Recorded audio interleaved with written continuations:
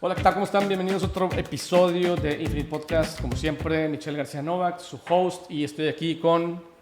Carlos Aldaña de la Hija. Bienvenidos. Muy bien, oigan, pues esta semana ya no queríamos hablar sobre fútbol, la verdad. Por un lado, no es necesariamente, creo que ninguno de los dos, nuestro fuerte.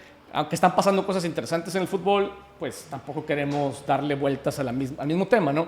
Entonces, tratando de buscar como qué estaba pasando en el mundo y que valiera la pena analizarlo desde la perspectiva de los líderes y de lo que vivimos en nuestro trabajo, tratando de mantenernos relevantes. Por ahí, a mí me llamó la atención, a mí y a Carlos, esta noticia de que Madonna, ¿no? A sus, ya no sé ni cuántos años tiene, ahorita Jorge nos ayuda a investigar, pero a sus 60 y varios 7 años, 70. Saca un 67. disco nuevo y se vuelve el disco número 1 del momento, ¿no? Y lo interesante aquí, o a lo mejor a que podamos discutir, es por cómo logra una persona que ha tenido, o sea, que pues, podríamos considerarla una marca vieja, ¿no? En términos, por lo menos, de antigüedad, una marca que tiene muchos años, una marca que estaba olvidada también, había desaparecido por un tiempo. ¿Cómo logra, después de quizá más de 2 décadas de ausencia, regresar y volver a romperla, ¿no? Ese sería uno de los temas. Y esta idea como de... ¿Qué otros artistas de su generación siguen relevantes, ¿no? Tú por ahí me encantaría tu opinión, qué piensas. Yo te digo, tampoco soy un experto en Madonna, pero siempre me ha llamado la atención su capacidad de siempre entender el momento. Sí, claro. O sea, evidentemente es una... Yo no me considero que sea de mi generación. Pues lleva 40 años de experiencia y además lleva 40 años que sus álbums entran en alguna de las listas como número 1. Entonces, eso ya dice demasiado, ¿no? Yo tampoco me considero un experto, tampoco es que su música... Habrá una que otra canción que sí que me gusta. Justo hay una canción que se llama Hang Up. El disco que mencionas ahorita es Confessions No. 2. Sí, correcto, exactamente. Sí. Hay un Confessions No. 1 que es del 2005. O sea, hace más de 20 años, que también fue número 1. De ahí hay una canción, y ahora que me acuerdo está interesante también porque esa hay una canción que se llama Hang Up, que parte de la melodía viene de una canción de ABBA, de Gimme, Gimme, Gimme, ¿no? Entonces ahí pareciera que ya Madonna iba experimentando con déjame voy y agarro algo que ya ha funcionado del pasado, pero lo rebrandeo, lo reempaco y lo actualizo a ese momento que era 2005. Claro. ¿No? Ahora, ¿quién es el...? Perdóname, termina. Sí, o sea, que parecía como un pinino de cómo le hago para poder mantenerme relevante. Y en 2026 esa fórmula que ya había logrado, llevaba 20 años, pareciera 20 años dialogando con, déjame traigo algo del pasado que funciona, pero lo voy a decir con un lenguaje actual para que resuene con la cultura actual, con las audiencias actuales. Perdón, ¿qué ibas a decir? Exactamente. Sí, fíjate, o sea, mira, más o menos lo que yo recuerdo, sí es como de mi generación. O sea, yo tenía a lo mejor, no sé, 10, 11 años cuando Madonna se vuelve famosa. Ok. No necesariamente que o sea, me interesaran. Los 80s. Bajo ningún momento, pero era muy pop y muy famosa, ¿no? Y simplemente pensando, o sea, en los 80s, ¿quiénes eran como los íconos del momento? Madonna, Michael Jackson, y que otros así mega íconos que Prince había algo. Digo, Michael Jackson está... Bueno, pero Prince yo siempre lo he considerado de nicho, la verdad. Porque siempre fue como... De hecho, a mí no me gustaba hasta ya más grande lo empecé a entender y a valorar. Pero sí, o sea, Madonna, Michael Jackson pues falleció. Y yo pienso que Michael Jackson sí fue una marca que perdió relevancia, aunque ahorita obviamente la han resucitado. Pero siempre me sorprendió como en su momento, pues quizá fue muy... Tú decías hace rato algo bien interesante sobre su esencia, ¿no? Que me gustaría que la compartieras. Sí, a mí me ha parecido que al menos el personaje Madonna, porque es lo que vemos en pantalla también, o sea, igualmente que las marcas, evidentemente no estás viendo lo que el dueño, la figura del CEO, los directores, no los ves a ellos como personas, estamos, digamos, representando una marca. Aquí hay alguien que nos engloba. Entonces, la figura de Madonna, yo la he visto siempre, la he leído como, de alguna manera, como un poco punk. O sea, en el sentido de rebeldía. No porque el estilo musical sea de música punk, sino más bien hay muchísimo, hasta un poquito como de vulgar, como de ir en contra de... Pero eso es parte de la esencia. Ella está jugando el personaje de... Correcto. Vamos a ir en contra. Y luego le funciona porque resulta que resuena con un pedacito de todos nosotros. Y de o sea hecho que... es bastante post-punk, ¿no? El punk también en los 70s y la cultura post-punk de los 80s era este new wave que era más sweet y todo más tecnológico y demás. Pero en la esencia sí, estoy de acuerdo que es punk. Sí. Te preguntaba porque eso es exactamente lo que creo que ha estado en su capacidad de sobresalir. Es en retar paradigmas del momento. Por ejemplo, en su momento pues tenía una canción que se llamara Like a Virgin. Era algo escandaloso, la verdad. Ella siempre jugó mucho con la sexualidad, diría yo. Sí. ¿Todavía? Y todavía, supongo, sí. Y entonces Like a Virgin y todo esto como los encajes y como jugando con un estilo como de novia pero medio encuerada. Y que llamaba mucho la atención en su tiempo. Yo me acuerdo cuando yo íbamos un amigo y yo a mi casa, lo invité a mi casa, pero su mamá nos dio ride de la escuela. Y ella estaba hablando de A Material Girl, ¿no? Y entonces estaba como de moda y yo no entendía. Y ella estaba diciendo, sí, como Madonna y A Material Girl. Que de hecho también me parece bastante punk en la idea de hablar o sea, de decir, yo nada más quiero lana, no hay pedo. ¿No? Explicitly. Y entonces siempre encontró la forma de decirlo, pero sin necesariamente buscar una máscara que ponerse. Exacto. ¿No? Sí. O sea, yo creo fielmente que Madonna es una mujer que tiene una esencia punk y una esencia sensual, ¿no? Sí. Eso es parte de su DNA sin duda. Sí. O sea, yo lo que leo también es que es una máscara que se ve siempre actual. No es una máscara, digamos, en cuanto a personaje. O sea, Madonna, the artist, porque The Woman, o sea, la mujer detrás del personaje, no lo sabremos. Pero, o sea, la marca Madonna ha sabido parecer siempre auténtica. O sea, ha estado manteniéndose. Esa irrelevancia no es como, es que aquí así se revelaban antes los jóvenes de los 80s. No, tú lo ves ahorita y sigue siendo bastante fresca, bastante como, pues, claro. I get you. Sí, pero yo sí creo que no es una máscara. Creo que más bien ella se pone lo que le queda. Entonces, fíjate, en los 80s era sensualidad y luego en los 90s, pues se va como como a un look andrógino, ¿no? Y se corta el pelo cortito y se viste como hombre, ¿no? Y no sé, también sé que ella logró conectar mucho como con la cultura gay, que de alguna forma son una de sus comunidades fuertes que la apoyan. Sí. Y luego, no me acuerdo exactamente qué más hizo. Luego muy sweet. Luego sweet, completamente sweet, muy 50s, muy... Y la música medio seguía el look, ¿no? Sí. Y fíjate, la música nunca fue punk. No. Pero su statement siempre fue punk. Eso me recuerda, por ejemplo, a otras bandas muy exitosas. Algo que siempre le han atribuido, por ejemplo, a Nirvana, que fue, pues Nirvana, pues fallece Kurt Cobain y desaparece, pero una de las cosas que le atribuían era que era muy melódica la música, o sea, realmente eran notas muy simples, con una melodía muy, no sé si agradable, pero encima de eso le ponían distorsión y gritos, pero la música era simple. Claro. ¿No? Entonces, esa combinación, esa tensión, ¿no? entre una melodía suave y tradicional en el caso de Kurt Cobain, con gritos y, ¿sabes? Y ruidos estridentes.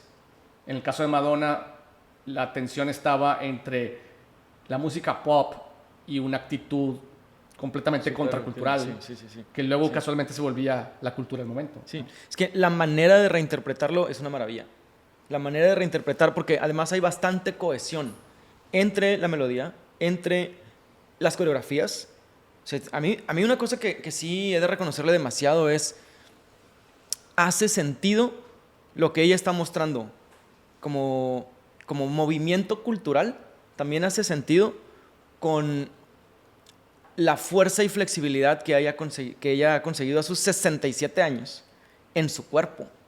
O sea, Sí, también, no, siempre se mantuvo fit, salvo hasta hace poco. sí, sí. Sí. Y aún así, o sea, la vaya resistencia que tiene para sus 67 años. O sea, En todos los sentidos, ¿no? Fíjate que yo me acuerdo en los 90s, digo, yo más bien siempre odié a Madonna, como que siempre para mí, yo siempre estaba en contra de lo que estuviera de moda. Pero lo más cercano, en mi opinión, de Madonna que a mí personalmente me llegó a gustar fue a principios de los 2000. Ni idea cómo se llama el álbum, pero me acuerdo que había unos videos súper chingones hechos por Spike Jonze.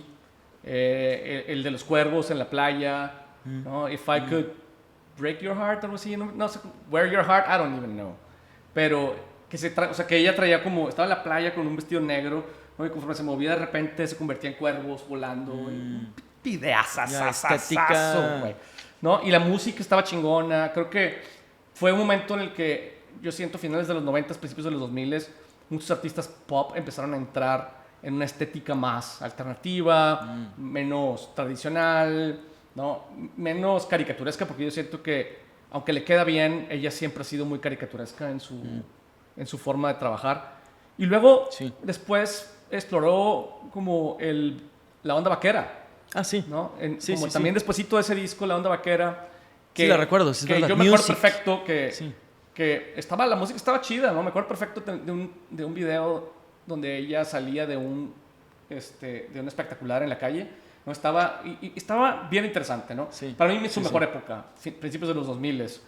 Y luego, fíjate, a mí, te digo, nunca me ha parecido particularmente interesante más allá de lo que estamos hablando aquí. Pero fuimos, Nadine y yo, a Las Vegas por ahí del 2000, ya ni sé, 8, 2009. Y unos compadres dijeron, vamos a ver a Madonna. Fuimos a ver a Madonna a Las Vegas. Y dije, esta chica no canta ni la lotería, como diría mi suegro, güey. Órale. No canta ni madre. Ya, yo nunca la he visto en vivo. No sabes cómo, no tiene voz. Bueno, al menos en ese concierto para mí, no canta, güey. O sea, el talento de ella no está en su voz. ¿Pero ¿no? para ti fue eso una decepción o fue una confirmación? Pues más bien fue una sorpresa. Me vale. O sea, no me decepciona porque nunca la he visto como un ídolo para mí.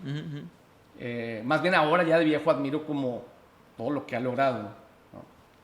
Pero sí, o sea, No, su canta. éxito no está en cantar, ¿no? Ya. ¿No? Yo nunca la he visto en vivo. He visto videos porque creo, o sea, digamos, como estéticamente me parece bastante bien puesto la forma en la que van llevando el escenario. Sí, bueno, Eso siempre sí. las producciones. Sí, la producción, digo, no es que tenga como un historial, no me sé todo el historial de los conciertos, pero veo porque luego o sea, sales a comer o sales a divertirte y ponen sus videos y están increíblemente bien hechos. O sea, tanto la coreografía, los outfits, la melodía, el ritmo de la música, o sea, todo hace sentido, ¿no? Yo diría que es lo una que gran dice- CEO. Madonna. Ahorita tú decías algo como de, es que ella no toma todas las decisiones, ¿no? Y yo digo, es que sabe escoger a su equipo muy cabrón. Claro, claro. Porque yo sí creo que, o sea, evidentemente necesitas una figura que, como artista, necesitas una figura que tenga credibilidad y que tenga autoridad para poder tomar todas las decisiones de un álbum o de una gira. Porque ella lleva, o sea, todavía vino a Monterrey hace algunos años, no sé, 4 años, o sea, menos de 5 años vino a Monterrey, sí. O vino a México, a Ciudad de México, pero que estuvo de gira. Y tienes que dialogar con la persona que monta la producción, tienes que dialogar, bueno, desde antes, con el productor del álbum. Tienes la visión. Tienes que tener una visión. Y mi impresión es que no todos los artistas tienen una visión. O sea, de hecho, yo pueden... diría que esa es la diferencia. Ajá. Entre un artista que lo logra, porque muchos, tú decías, se dejan llevar por lo que Sí, les hay dice el stylist, o por lo que les dice el productor, o por lo que dice el director del video. No sé, una Britney Spears, ¿no? Que la pobre está pues Claro. más fregada que nada. Sí, caray. Pero- Pero precisamente justo puede ser, o sea, Sí. me dejo tanto llevar, por cierto, tú dime cómo ejecuto la coreografía y yo soy excelente ejecutante, ¿no? Entonces Britney baila. Tú dime cómo quieres vocal coach que yo cante y ella canta. Tú dime de qué va a ser el siguiente álbum. Entonces tú dime, revientas. Sí. Britney. Y, por ejemplo, ahorita tú dijiste eso y yo dije, pues sí, o sea, ¿quién iba a escoger a Spike Jonze a principios de los 2000 para dirigir un video? No era un güey muy conocido todavía. ¿Quién iba a escoger a Jean-Paul Gaultier, por ejemplo, para que fuera quien la vestía a finales de los 90, a mediados de los 90? Y sigue siendo lo me acuerdo que su fotógrafo era Patrick de Marchelier, que era el fotógrafo de las modelos en los 90. Y dices, esta chava sabe escoger exactamente, porque tiene la visión de lo que quiere, y entonces puede escoger el fotógrafo, el estilista, el productor, etcétera. ¿Y por qué no compone tampoco, que yo sepa? Sí, me parece que no. Entonces ella realmente es un intérprete, pero un intérprete de una visión. Y lo cual me parece súper interesante desde una perspectiva de liderazgo en particular. ¿No? Y sobre eso, una pregunta que yo te quería hacer es, ¿qué marcas hemos visto que tenían como ese nivel de protagonismo en un momento y de repente desaparecen? ¿No? ¿Qué marcas han sentido, tanto aquí en nuestra audiencia, tú, Jorge, tú, yo, que dices, no puedo creer que esa marca desapareció o perdió relevancia? Sí, yo cuando me preguntaste lo primero que vino a mi cabeza, no sé, tal vez estaba yo pensando en los 90s y así, pero vino a mi cabeza más bien una marca de dulces. Yo extraño Sonrix. Sí. No sé si los compré, no sé qué ha pasado realmente, no sé, pero es que se debería saber. O sea, creo, Sonrix da para un caso blockbuster. O sea, hay alguien que lo sustituyó. Y no sé si se vendieron, no sé si luego ya hubo algún otro giro que tenía la empresa y entonces fueron por otro lado. Interesante. Pero ¿dónde está? ¿Dónde está Sonrix? ¿Que alguien sabe dónde Creo quedó? que sí existe, Yo lo ¿no? extraño, güey. Los chicles Bubulicious no son de Sonrix. ¿Bubulú? Bubulicious. ¿Bubulicious? Que son unos duros así, como de una moneda que piden que eran morados, amarillos, rosas. Las paletas, No sé, a mí sí también había unas paletas, ¿no? Que eran como chiclosas, que se te pegaban en los dientes. Sí. Yo pienso que, fíjate, es una analogía interesante, porque yo digo, ¿qué pasó? Ahorita que dijiste, ¿qué pasó? Yo pienso en mis hijos y digo, pues dejaron de comer tantos dulces. O sea, en mi época, asumo que en la tuya, o sea, yo me acuerdo perfecto, yo iba a la escuela, llegaba a mi casa, y comía, y esperaba que abriera la tiendita de la esquina. De hecho, me acuerdo perfecto, se llamaba Don Polo, ni siquiera en la esquina, porque te acuerdas que te decía que mi calle terminaba en el Cerro de la Campana. Entonces Don Polo estaba tantito arriba del Cerro de la Campana y él abría, no sé, a las 3, ¿no? Porque iba a comer. Yo, hace cuenta, viendo el reloj, esperando que fuera el momento de ir a Don Polo a comprar unos chicles Totito y whatever. Mis hijos no, güey.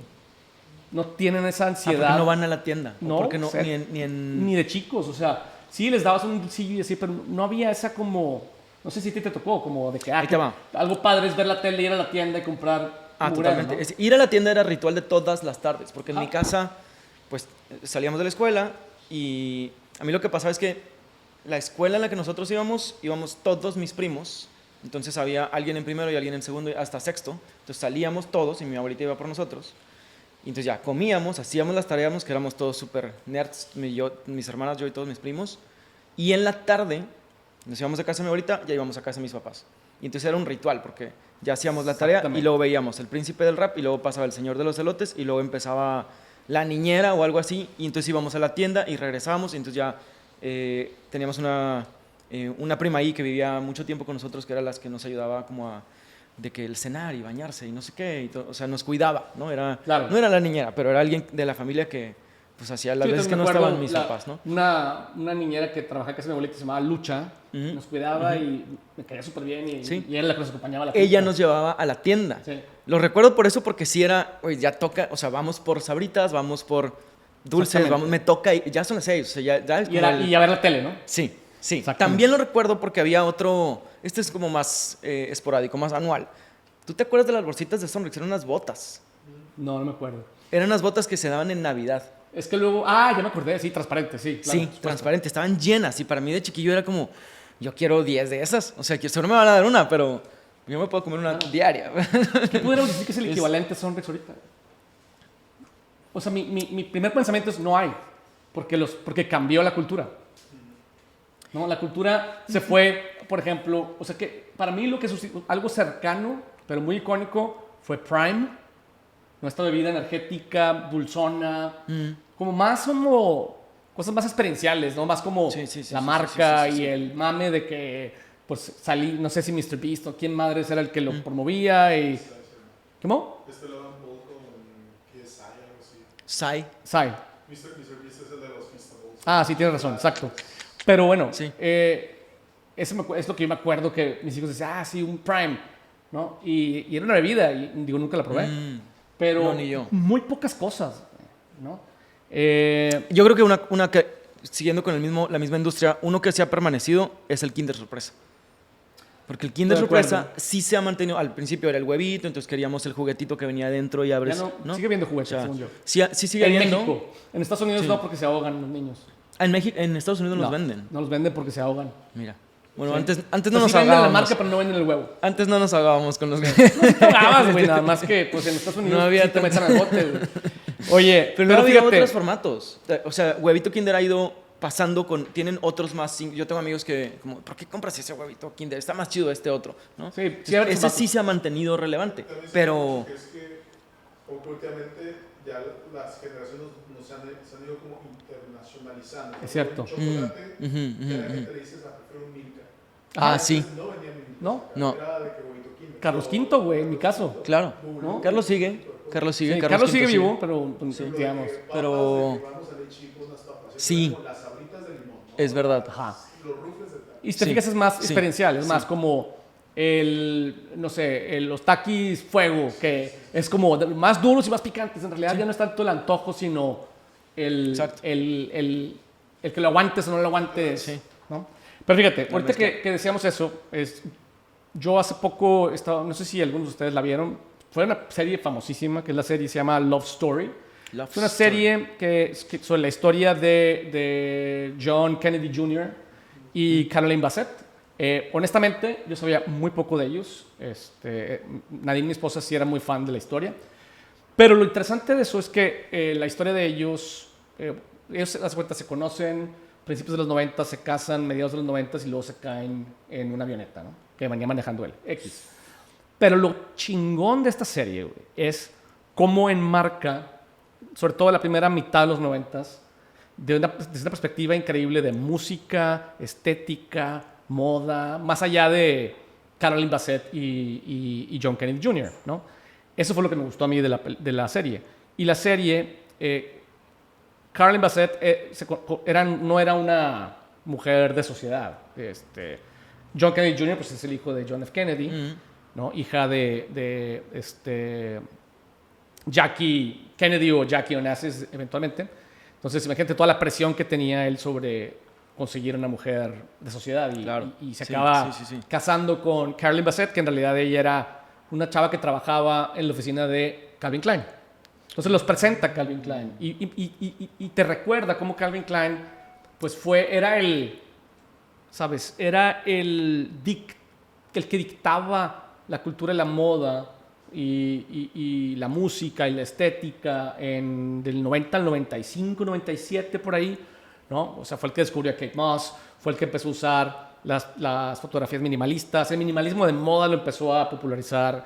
Era un picudazo, güey, un picudazo. Y para mí es una marca que se murió, ¿no? Pasó de ser la marca de high fashion que tenía marcas, de los primeros que tenían submarcas, ¿no? De Pret-a-Porter, a ser una marca de outlet, ¿no?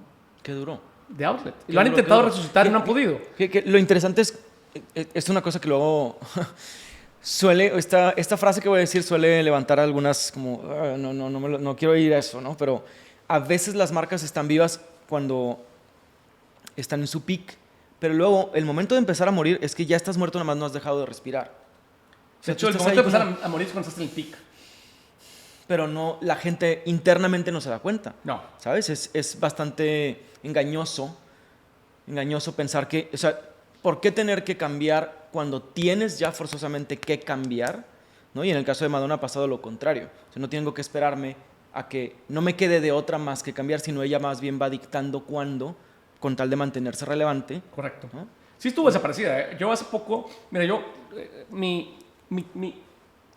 mi fobia más grande es la decadencia. De verdad, o sea, me persigue, para mí es una fobia. Te lo juro, de verdad.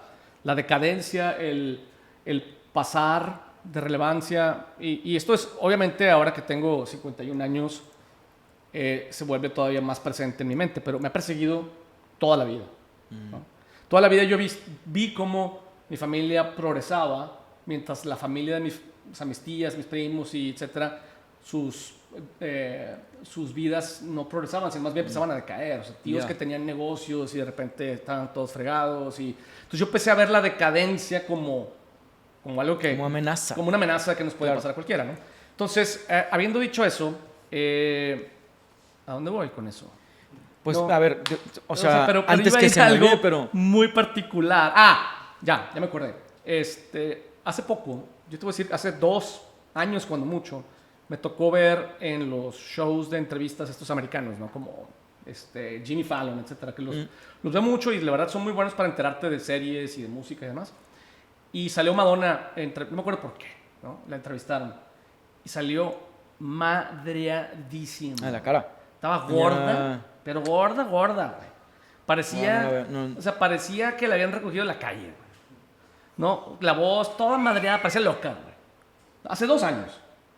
Entonces yo dije, claro, la decadencia, o sea, me dio miedo porque La alcanzó. dije, puta, güey, si a Madonna la alcanzó la decadencia, nadie estamos a salvo. ¿Qué nos cabrón. espera? Sí. Sí. Y ahora, por eso, de hecho, esa es la razón por la que me llamó tanto la atención el que sacara un disco y que fuera número 1. Y que ahorita que tú me dijiste, hay una película del disco y la vi, bueno, vi un pedazo. Dije, wow, o sea, esta no es la Madonna que yo vi hace 2 años entrevistada, Sí, ¿no? sí, qué cañón. Y el hecho de que haya logrado a sus chingos de años, investígate, Jorge, ¿cuántos tiene? Madonna, sí. A sus Era 67. 67. 67. A sus 67 años que haya logrado otra vez estar fit. Digo, se ve un poquito medio tigresona, ¿no? Media... ¿no? Ese ya se ve como medio Picasso. Bueno, pero bueno, güey, sí. Pero es la número 1 otra vez.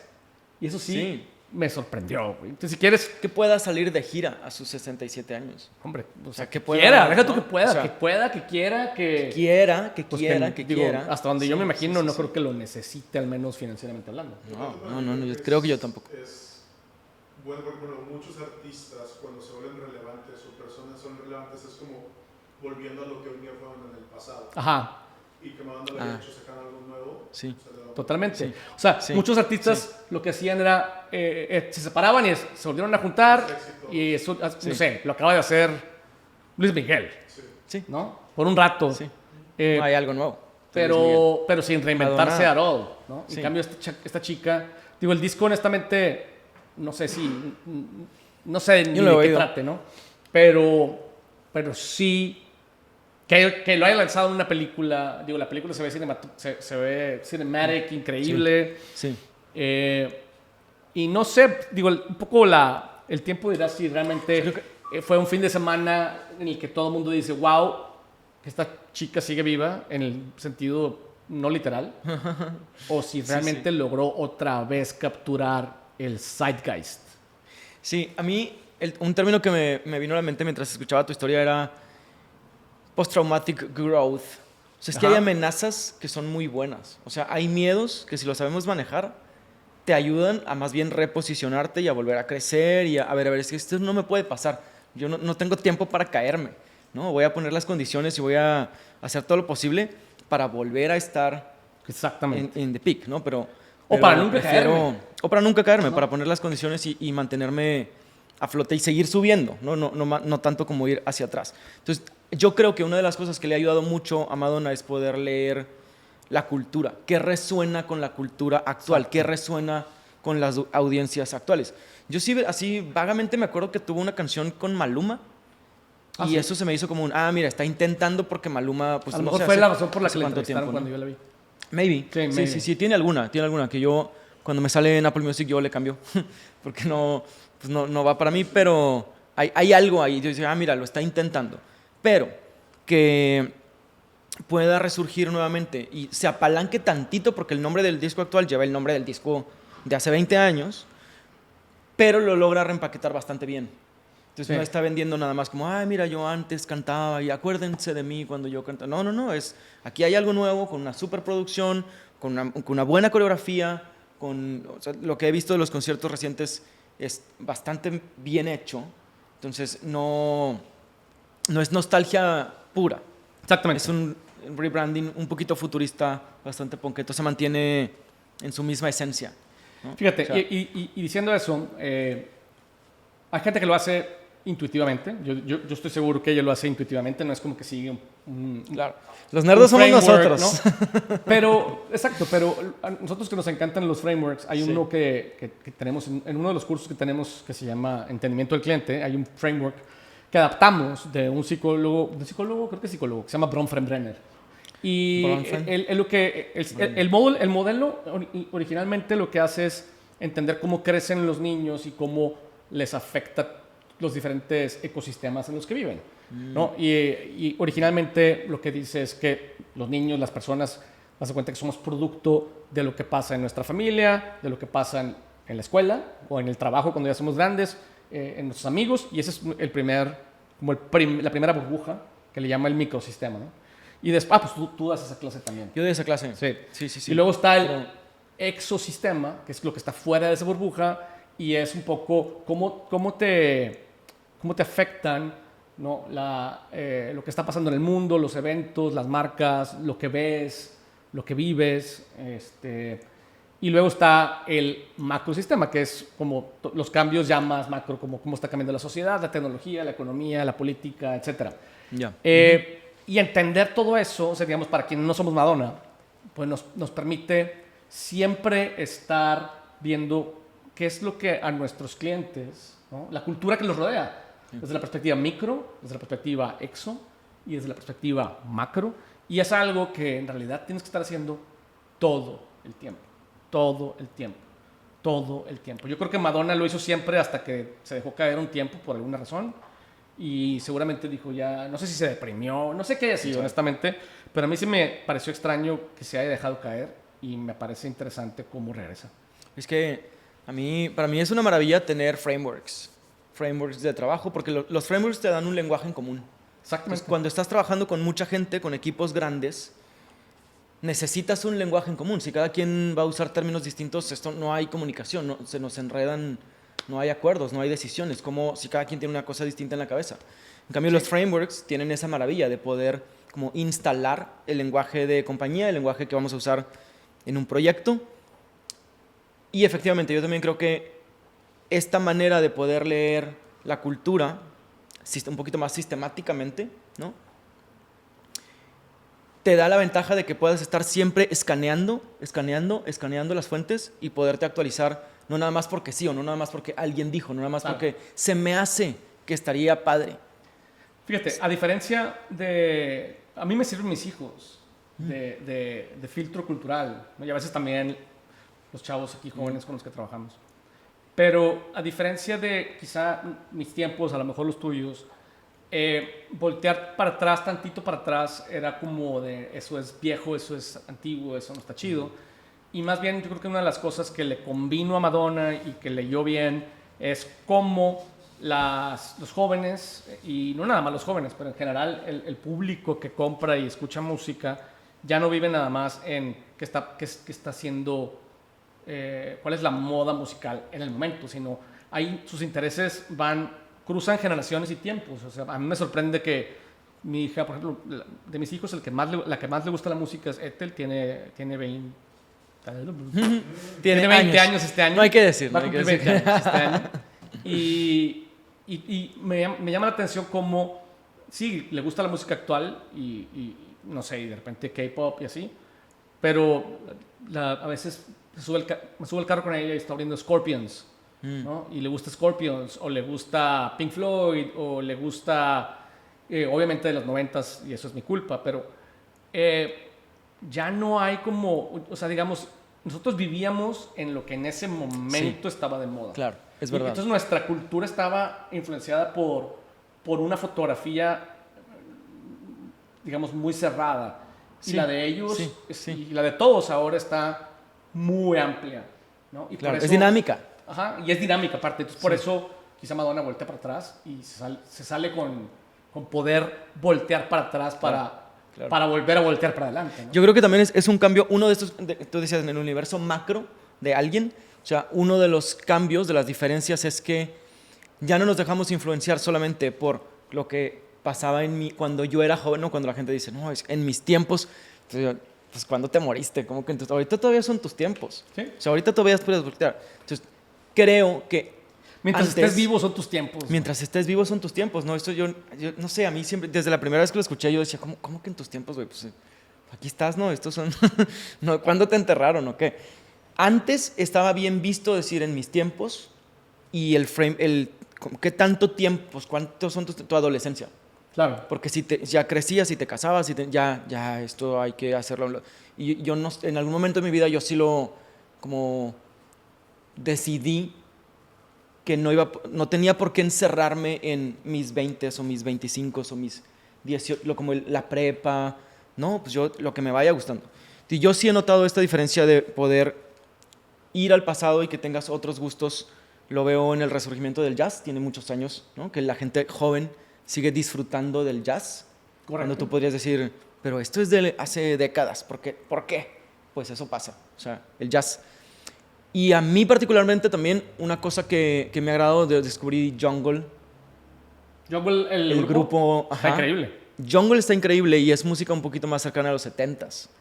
Pero las producciones de los videos, que también lanzaron una película del disco anterior, el estilo musical, tanto las coreografías, o sea, todo, y no es 2026, o sea, sí son un álbum del 2022, otro que acaban de sacar, están por sacar uno nuevo, pero todo está inspirado en los 70s. Entonces me da esa como fluidez de poder ir a los 70s, pero estoy ahorita y no tener que encasillarme en lo que en algún momento fue bueno y lo que en algún momento a mí me hizo vibrar, ¿no? Musicalmente hablando. Entonces, y eso me lleva a una reflexión final, Carlos, y lo vemos con algunos de nuestros clientes, en donde el problema es que muchos tienen una historia muy exitosa, como Madonna, por ejemplo, y empezamos a ver cómo estas compañías que tienen grandes éxitos, grandes marcas, esa historia pareciera ser, por un lado, su asset, su activo más fuerte, pero al mismo tiempo su amenaza más grande. Porque requiere una valentía muy grande el decir, ¿cómo me llevo esta esencia a lo que esté pasando en la cultura en este momento? Que, como tú lo dijiste, o sea, creo que esta sensualidad y este punkness, Madonna se lo ha llevado ¿sabes? De Like a Virgin a todo lo demás, ¿no? A Confessions y demás. El problema es cómo esa esencia nos aseguramos que no sea un disfraz, o sea, que no nos montemos sobre cualquier tendencia, que no nos montemos necesariamente sobre Haaland o no Haaland, etcétera, sino más bien cómo lo hacemos de una manera auténtica, de una manera diferente, de una manera rebelde, en lugar de que nuestro éxito nos limite, nos encierre, ¿sabes? Nos amarre, y requiere entender muy bien quién eres, entender muy bien qué está pasando y cómo puedes traducirte a lo que sigue. Y no digo que sea fácil, pero lo que digo es que para quienes nos aterra la decadencia es indispensable. Muy bien. Claro, Muchas gracias, Carlos, claro. como siempre, por la reflexión, Jorge, Gracias. la producción. Y bueno, por ahí estamos publicando el artículo relacionado con con este podcast, con este episodio.